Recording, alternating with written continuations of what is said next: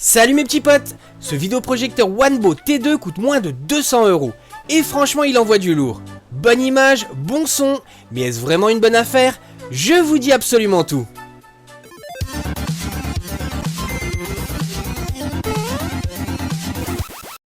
Le produit m'a été envoyé par Geek Buying.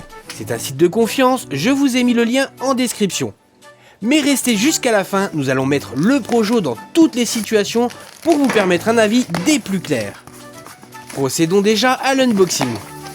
La boîte en carton contient elle-même la boîte en carton du produit.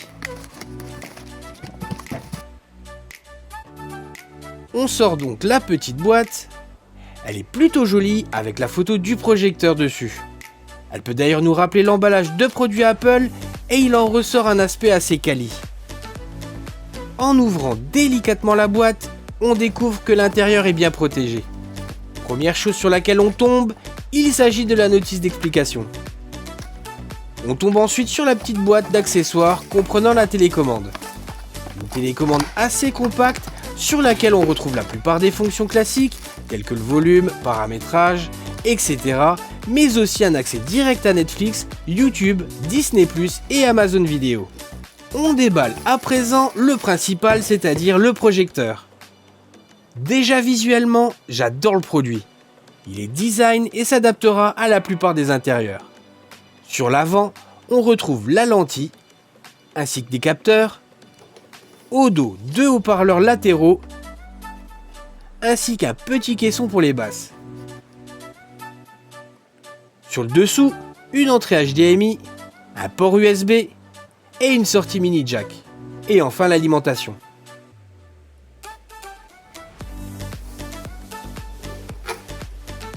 Le pied est réglable à 120 degrés, ce qui vous permet d'utiliser le projecteur dans toutes les directions, sur un mur ou même un plafond. Énorme plus, le pied est vraiment très stable. Vous trouverez également un pas de vis en dessous afin de fixer le projecteur la tête en bas. Nous allons donc tester le produit en conditions réelles, mais avant je vais vous parler de l'OS et des paramètres. Le projecteur tourne sous Android TV 11. Le déplacement dans les menus est super fluide. Vous pourrez y installer la plupart des applis du store, comme par exemple Molotov TV, comme je l'ai fait. Le paramétrage est complet, mais il reste quand même simplifié. En effet, l'appareil intègre un réglage automatique de correction trapézoïdale, du focus et même d'évitement des obstacles. Il vous sera également possible de régler la lentille de l'image, sachant qu'avec un bon recul, vous pourrez monter jusqu'à 180 pouces. Le vidéoprojecteur embarque le Wi-Fi pour la connexion avec les serveurs de streaming et le téléchargement des applis. Le son est assuré par deux haut-parleurs 5 watts avec un rendu franchement excellent des basses pour un appareil de ce type. Et vraiment, c'est un gros point fort. Une console méconnue dont l'échec a été retentissant. Il s'agit de la Super Arcade. Concernant l'image, on est sur du 1080p en natif, avec un excellent rendu et une source lumineuse de 500 lumens, ce qui malheureusement pourrait être un peu trop faible pour une utilisation en plein jour. La version Android TV embarque directement YouTube, Netflix, Disney+, et Amazon Vidéo, dont l'accès peut également se faire par la télécommande. Il vous sera également possible de piloter le système vocalement grâce à la fonction prévue dans la télécommande. Comme vous pouvez le voir, le rendu de l'image est vraiment excellent. D'ailleurs, depuis que je l'ai reçu, on passe la plupart de nos soirées Netflix sur cet appareil plutôt que sur la télé. Le bruit du ventilateur n'est pas vraiment dérangeant, on est sur moins de 30 décibels et la plupart du temps, le son couvre ce léger bruit. Je vous l'avais dit précédemment, mais le son est vraiment un point fort de cet appareil. Si toutefois vous étiez dans une pièce très grande et que le volume était insuffisant, sachez qu'il est possible d'y connecter un haut-parleur externe. Et dans mon cas, c'est largement suffisant. Pour les vieux gamers que vous êtes, je vous propose à présent de tester sur une Mega Drive. J'avais reçu la question sur une précédente vidéo, à savoir comment je connectais ma console sur un port HDMI. Je passe donc par un simple boîtier adaptateur RCA HDMI qui fait très bien le job. Et là on va se faire l'excellentissime Quackshot, l'un des meilleurs jeux sur Mega Drive à mon sens.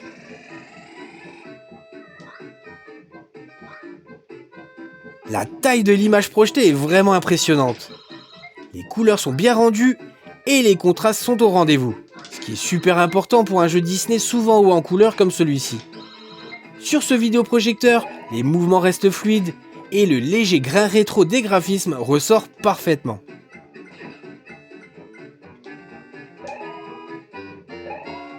Alors niveau réactivité, aucun souci à signaler, la latence est quasi inexistante.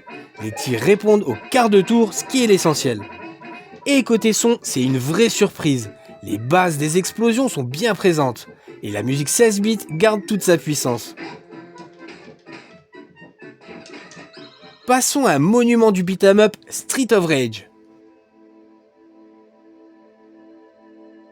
Premier constat, les couleurs sont éclatantes et ça rend vraiment hommage aux environnements urbains du jeu.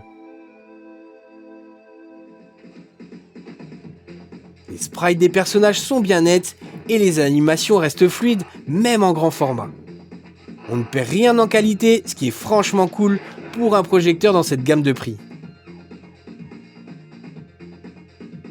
Mais là où ça en voit vraiment, c'est sur le son. Streets of Rage, c'est une OST culte et ici elle est bien mise en valeur.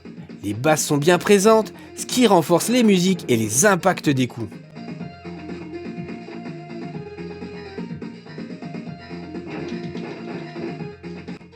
Au niveau du gameplay, aucun souci. Les coups sortent sans latence et on garde une super réactivité. Clairement, jouer à Streets of Rage en version XXL sur un mur, c'est le pied. Concernant le bruit du ventilo, c'est tout à fait acceptable et très honnêtement, on ne l'entend quasiment plus avec le volume du jeu. Passons sur la PS4 à présent. On la relie directement sur le port HDMI au dos de l'appareil. En termes de résolution, on est sur du Full HD en 1080p. Alors évidemment, pour un appareil de ce prix, il faut oublier la 4K. Dès le lancement, on voit que le vidéoprojecteur gère super bien le 1080p. Les textures restent bien détaillées et les effets de lumière passent bien.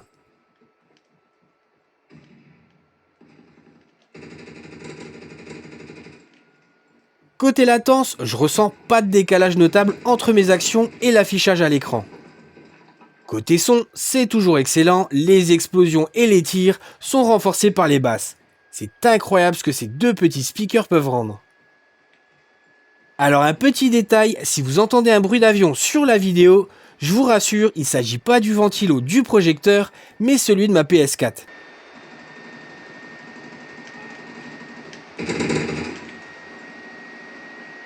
La taille de l'écran renforce complètement le côté immersif. Franchement, c'est impressionnant. Il vous est aussi possible de regarder des chaînes TV via une appli type Molotov ou IPTV, mais vous pouvez passer directement sur votre box internet en branchant votre décodeur sur le HDMI du vidéoprojecteur.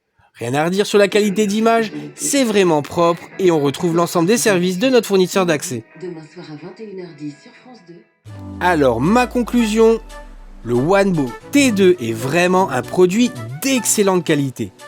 Je vous avais déjà présenté le Macubic HY300 Pro, le vidéoprojecteur qu'on voit un peu partout sur le net.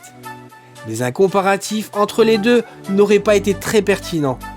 En effet, nous ne sommes pas ici sur du produit d'entrée de gamme. Le Wanbo est certes plus cher, le prix avoisinant à peu près les 200 €, mais de qualité bien supérieure. D'ailleurs, je vous fais bénéficier d'un tarif via le lien en description. N'hésitez pas à aller jeter un petit coup d'œil. De par la qualité des images, du son, de son système de navigation ultra fluide, le Wanbo T2 est vraiment mon produit coup de cœur qui trouvera facilement sa place dans ma future gaming room. Alors mes amis, qu'en pensez-vous? Est-ce que ce type de produit vous intéresse? Dites-moi tout en commentaire. Et n'oubliez pas de vous abonner et de liker. En attendant, je vous dis à très vite mes petits potes, ciao!